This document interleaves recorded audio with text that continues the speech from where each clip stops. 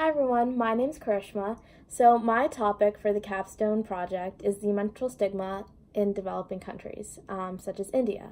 So how I came upon this topic was last May, during the royal wedding. My mom sent me this article about this foundation called the Maina Mahila Foundation, which works to empower women in India, in the urban slums in India.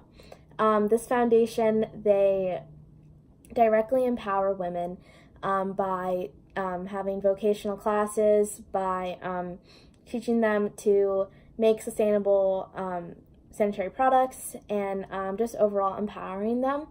I thought this was a really interesting concept, and I also have a direct connection to this. So being Indian myself, I was always told when I was younger not to tell my grandmother that I was on my period or that any other family members were on our periods. And I didn't understand why until I was a lot older, when I started noticing that my grandmother didn't allow female members of the family when menstruating to attend any religious ceremonies such as weddings or pujas, which are our religious ceremonies. And I didn't understand why. I was so confused and I was frustrated by this.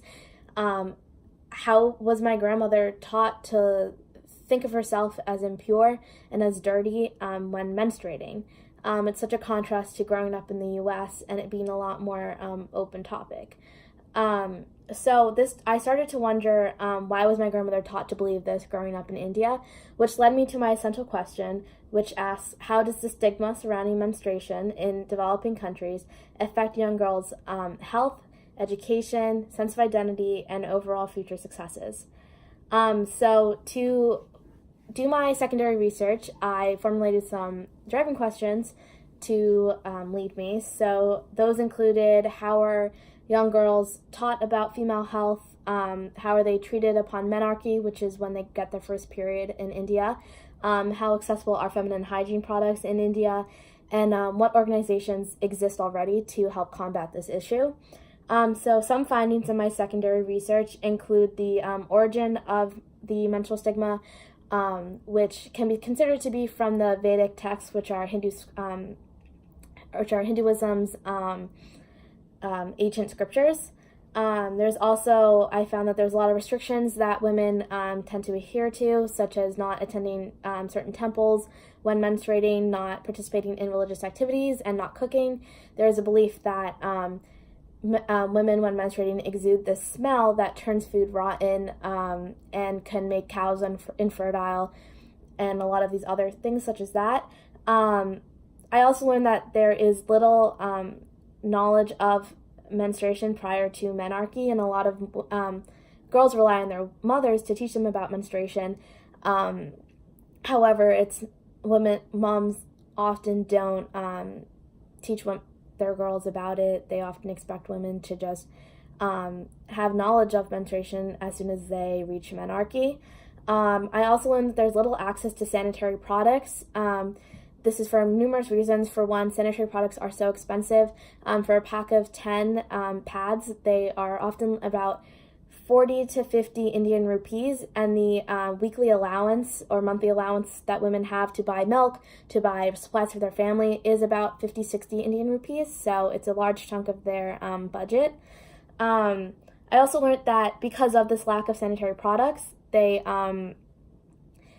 women often use whatever absorbent materials that they can find, such as dirty cloth, and because they're using this dirty cloth, it leads them to contract a lot of reproductive tract infections and other infections that can be detrimental to their health. Girls are often dropping out of school because of their lack of access to sanitary products, because there's no infrastructure at the schools to support them changing their pads or changing cloth or cleaning cloth or anything like that. I also learned that there are a lot of organizations working to combat this stigma and empower women, but because there is such little funding and it's a taboo topic, so not a lot of people want to talk about it, there's little long-term research because of a lack of funding.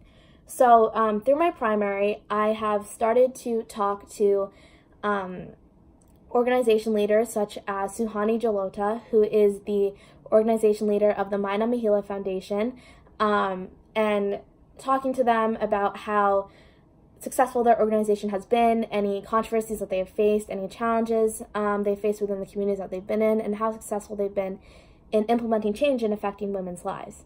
I'm also talking to an organization leader, Megha Desai of the Desai Foundation, later this week, surrounding the same topics. I've also talked to Maggie Schmidt. She's a product director at Columbia University through their adolescence gender program that they have there, and they focus a lot on emergency training and refugee camps. So from her, I learned a lot of how because of this lack of funding, a lot of the data is qualitative from stories from women's, but not a lot is quantitative.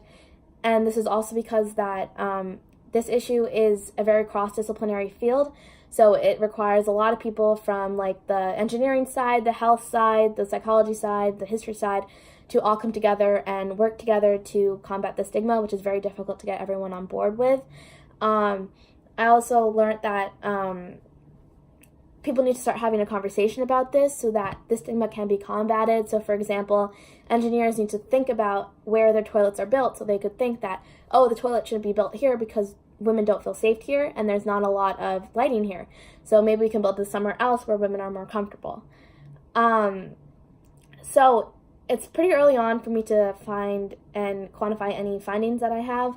I'm waiting to hear back from a survey, which I'm sending out later this week, about women in the AHS community and the overall Andover community, asking about if they think that there is a stigma in developing countries, if there's a stigma in the U.S., how comfortable they are with talking about menstruation with other females, with their mothers, with their fathers, with their male friends and brothers. So it's pretty early on to figure out any findings yet, but it is definitely clear that there is a lack of funding and a lack of quantitative data, so it's hard to assess the whole situation.